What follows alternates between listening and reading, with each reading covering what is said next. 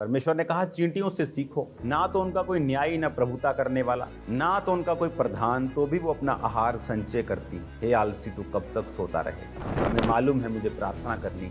बहुत से काम प्रार्थना से हल होते हैं, बहुत सी अगुवाई प्रार्थना से होती है, आत्मिक आंखें प्रेयर से खुलती हैं। अगुवाई परमेश्वर की जो आपकी स्पिरिट लाइटेड हो जाती है, एकदम से जयवंत हो जाती है, प्रार्थना से होती है।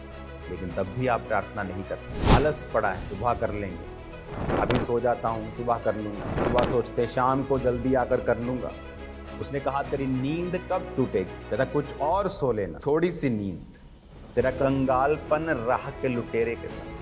पुराने समय में राह के लुटेरे होते थे, अब तो बहुत कम है, सीसीटीवी कैमरा आ गए, लोग कम करते हैं ऐसे काम। लेकिन रास्तों में लुटेरे होते थे, राह के लुटेरे, समुद्री लुटेरे, डाकू। कहता तू ऐसा होगा कि एकदम से लुटेरे तेरे पास आ गए और तू कुछ नहीं कर सकता। हथियार बंद लोग तेरे एकदम सामने खड़े हो गए, फिर तू कुछ नहीं कर सकता। परमेश्वर ने कहा अगर तू आलसी है तो तू कंगाल भी हो जाए। आज बहनें प्रार्थना करने में आलसी, फास्टिंग करने में आलसी।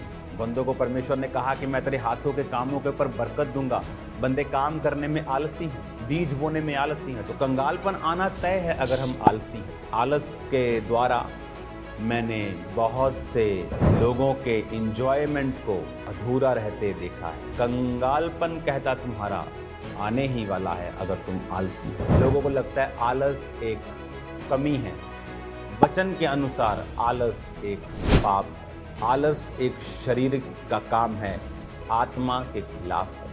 आलसी व्यक्ति अपने जीवन में अपने कामों को समय पर पूरा होता नहीं देखता। आलसी व्यक्ति कंगाल हो जाता है। आलसी व्यक्तियों को परमेश्वर पसंद नहीं करता। वो चाहे प्रार्थना में आलस हो, उपवास में आलस हो, काम करने में आलसी, बिजनेस करने में आलसी। इसीलिए आत्मा में आप लोग कंगाल। कुछ लोग शारीरिक काम नहीं करते, वो शरीर में कंगाल। कंगालपन तो है, वो पैसों का हो चाहे आत्मिक जीवन का हो, वो तो नजर आता है। उसने कहा कि आलसियों चींटियों के पास जाओ। उन पे कोई प्रधान नहीं, उनको मालूम है सर्दियों में हम नहीं इकट्ठा कर पाएंगे, तो वो धूप काल में संचय करती। और चींटियां जब सब फूड को इकट्ठा कर लेती हैं और धरती के नीचे अपनी बिलों में कहीं भी ले जाती हैं, फिर उस फूड पे जब उल्ली लग जाती है, फूंद लग जाती है, तो वो उसको खाती है। वो खाना नहीं खाती, खाने की फफूंद को खाती है। और उन्हें मालूम है कि हमें जल्दी संचय करना है, सर्दियों में समय नहीं मिलेगा। लेकिन चींटियां समझदार हैं, लेकिन विश्वासी समझदार नहीं। शैतान क्यों आपको नींद देता है जब आप बाइबल पढ़ते हैं? वैसे आपको पिक्चर देखनी हो 3 घंटे की तो आपको नींद नहीं आती। आपने 6 घंटे की सीरीज लगातार देखनी हो, आपकी आंखें ऐसे खुली रहती हैं जैसे आपने 10-15 कप कॉफ़ी के पिए।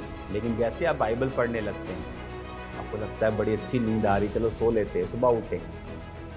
सुबह उठते तो फिर आपके पास समय नहीं होता, आपके काम, आपको घंटियाँ बजती हैं, आप नहीं जा पाते।